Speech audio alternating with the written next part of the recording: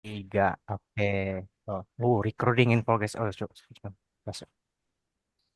Dua. Assalamualaikum warahmatullahi wabarakatuh. Perkenalkan kami dari kelompok Waalaikumsalam. 3 yang beranggotakan 6 orang dengan saya sendiri Anissa Fitriani, di mana pada tugas kali ini kami akan membahas mengenai Project Resource Management, khususnya pada peran divisi Resource and Operation dalam proyek migrasi sistem di UIN Imam Bonjol Padang. Untuk pemaparan materi pertama akan disampaikan kepada Rizal. Baik. Izinkan saya menjelaskan latar belakang proyek pengembangan Siakat UIN Imam Bonjol Padang ini. Saat ini UIN Imam Bonjol Padang masih menggunakan sistem akademik lama yang bernama Semifa. Namun dari pihak universitas berencana untuk membangun sistem akademik internal sendiri agar memiliki kontrol penuh terhadap data dan penyesuaian proses akademiknya. Selain itu, dengan sistem internal, universitas juga bisa menghemat biaya jangka panjang dan lebih mudah melakukan pengembangan di masa depan. Nah, namun ada beberapa tantangan migrasinya. Di antaranya ada tiga. Yang pertama, migrasi data yang sangat kompleks. Yang kedua, risiko inkonsistensi data. Dan yang ketiga, pengembangan dan migrasi ini tidak boleh diganggu oleh kegiatan akademik yang sedang berjalan. Selanjutnya, peran divisi research dan operasi. Peran divisi resort dan operasi memiliki peran sentral dalam memastikan seluruh sumber daya proyek ini berjalan secara efisien dan tepat waktu. Nah, fokus utamanya itu ada untuk memastikan pengelolaan SDM dan infrastruktur fisik berjalan dengan optimal. Tujuannya, yang pertama, menyediakan tenaga ahli sesuai kebutuhan proyek. Yang kedua, menjamin ketersediaan perangkat server dan software. Yang ketiga, memastikan kolaborasi lintas divisi berjalan dengan efisien.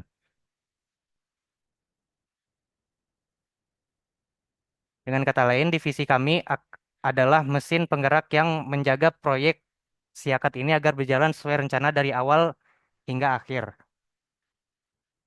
Baik, saya kembalikan ke moderator. Kok ada muncul?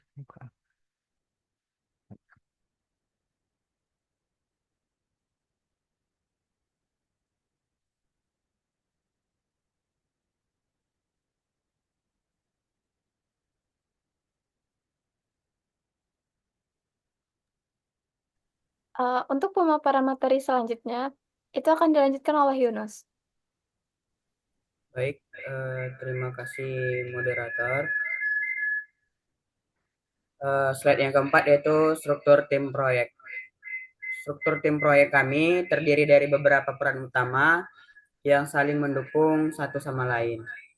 Di antaranya ada project manager yang mengatur seluruh jalannya proyek, developer yang bertugas mengemban sistem, data migrasi spesialis yang fokus pada proses pemindahan data dari sistem lama ke sistem baru, dan quality assurance tester yang memastikan kualitas setiap fitur, serta support dari staff yang membantu kebutuhan teknis dan administratif. Dengan pembagian peran yang jelas seperti ini, setiap anggota dapat fokus pada tanggung jawab masing-masing agar proyek berjalan lebih efektif. Selanjutnya itu slide yang kelima mengenai estimasi sumber daya. Dalam estimasi sumber daya, proyek ini menggunakan server utama berbasis on-premise dan server cadangan berbasis cloud. Perangkat kerja yang digunakan adalah laptop pengembangan yang dilengkapi dengan software seperti Laravel, MySQL, Git, dan Docker. Untuk komunikasi dan koordinasi, tim kami menggunakan Trello, Google Workspace, dan Slack. Proyek ini dijadwalkan berlangsung selama 6 bulan, dengan total 10 orang anggota inti. Pembagian waktunya yaitu 1 bulan untuk analisis kebutuhan, 3 bulan untuk tahap pengembangan, dan 2 bulan terakhir untuk pengujian serta migrasi data ke sistem baru. Baik, saya kembalikan ke moderator.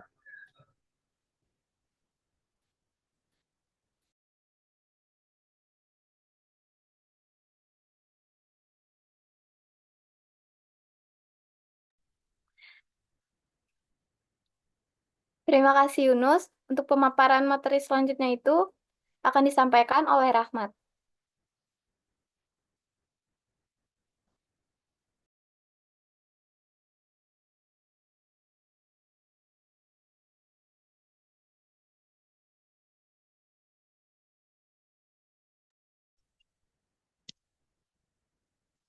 Baik, terima kasih kepada moderator.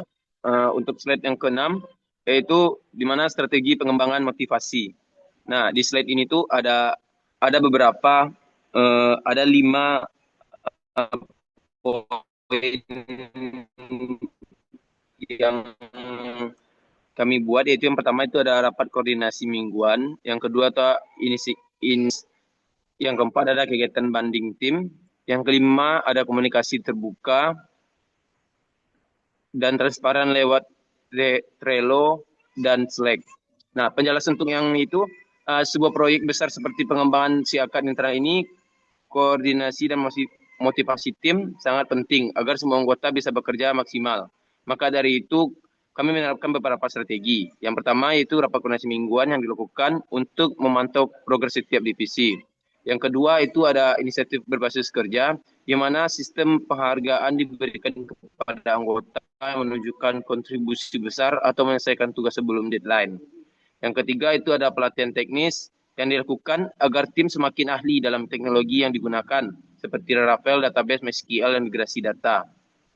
Yang keempat ada kegiatan banding atau team building, yang dimana mempererat hubungan antara anggota supaya kerjasama makin solid.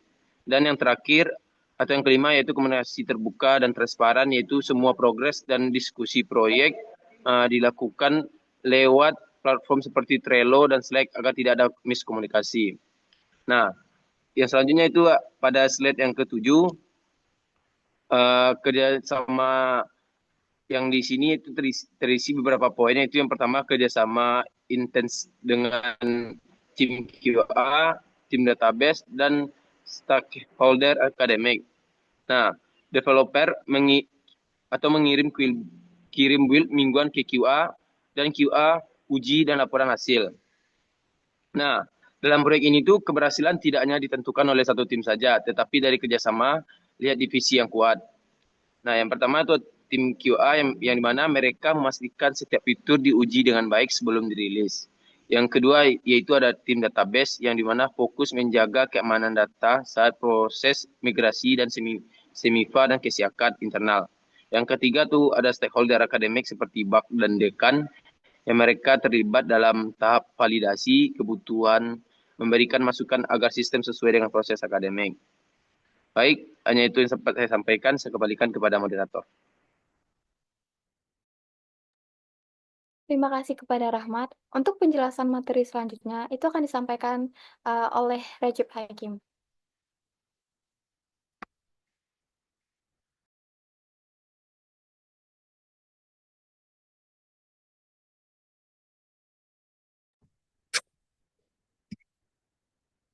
Baik, terima kasih kepada moderator.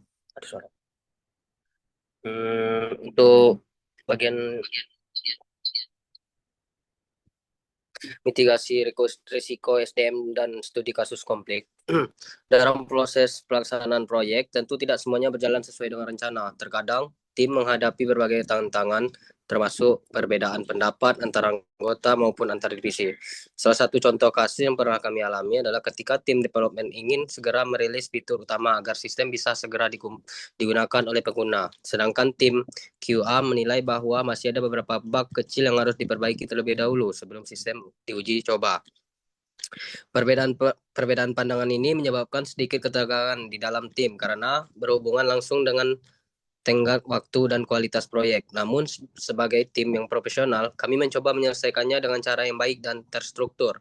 Project manager turun langsung untuk menangani kedua pihak dan membantu menemukan solusi yang adil. Akhirnya diputuskan bahwa proyek akan tetap dilanjutkan dengan metode beta testing, yaitu fitur tetap dirilis untuk diuji coba secara terbatas sambil tim QA terus melakukan pengujian dan pelaporan secara paralel.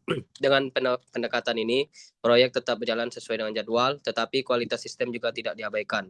Dari pengalaman ini, kami belajar bahwa komunikasi terbuka, koordinasi yang baik, serta kemampuan menyelesaikan konflik secara cepat merupakan hal yang sangat penting dalam manajemen proyek, terutama dalam menjaga keharmonisan dan produktivitas tim. Kemudian slide selanjutnya. Nah, studi kasusnya tentang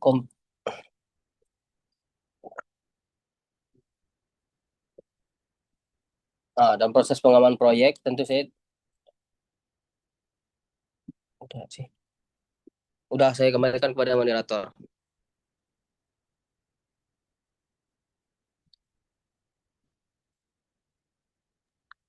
Terima kasih atas materinya dari Rajab Hakim. Selanjutnya, pemaparan materi yang akan disampaikan oleh Nabil kepada Nabil.